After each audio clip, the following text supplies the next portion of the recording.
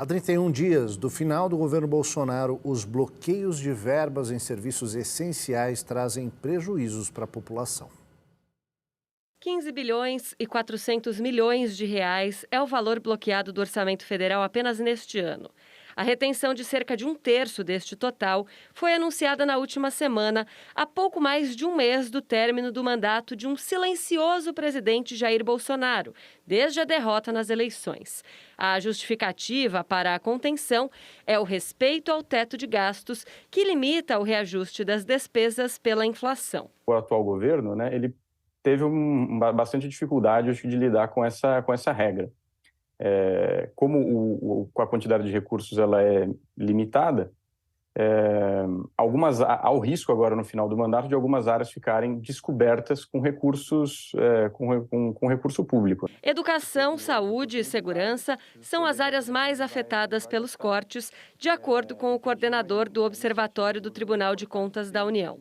Há risco de falta de verba para o pagamento de contas de água e luz em escolas federais, do custeio de insumos de hospitais e também do abastecimento de viaturas da Polícia Rodoviária Federal, com impacto para as operações de fim de ano nas estradas e no patrulhamento das fronteiras do país. Enquanto isso, outras despesas crescem. Quando a gente olha principalmente para as despesas relacionadas às emendas parlamentares, aquelas que a gente conheceu mais recentemente como as emendas de relator, o orçamento secreto, a gente vê que, principalmente desde 2019, elas cresceram muito, pegaram um espaço muito grande dentro do orçamento. Então, a gente acaba se questionando por que despesas em áreas prioritárias como saúde e educação não encontram espaço dentro do orçamento. A PEC da transição, proposta pelo governo que assume o Planalto em 1º de janeiro, tem como objetivo dar conta de despesas consideradas inadiáveis sem estourar o teto de gastos. É o caso do Auxílio Brasil, que voltará a se chamar Bolsa Família.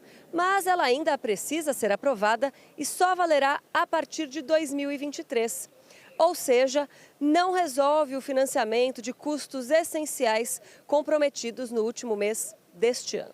O que não dá para cortar são serviços prioritários, né? Então, provavelmente os cortes terão que ser feitos em investimentos para o futuro. Essa economista lembra que em um país ainda impactado pela pandemia, com mais de 30 milhões de pessoas passando fome e 80% das famílias endividadas, é preciso fazer escolhas com cautela. Existem, sim, necessidades fortes de atuação do Estado, mas a gente precisa fazer isso de forma responsável, de forma clara, transparente e sustentável, isso é o mais importante, porque não adianta a gente socorrer a sociedade nesse momento, no curto prazo, comprometendo o médio e longo prazo, porque acaba que o que retorna para a sociedade desse descontrole, dessa irresponsabilidade fiscal, é mais juros, mais inflação, mais desemprego, e isso vai justamente na direção contrária do que a gente quer agora, cuidando da sociedade.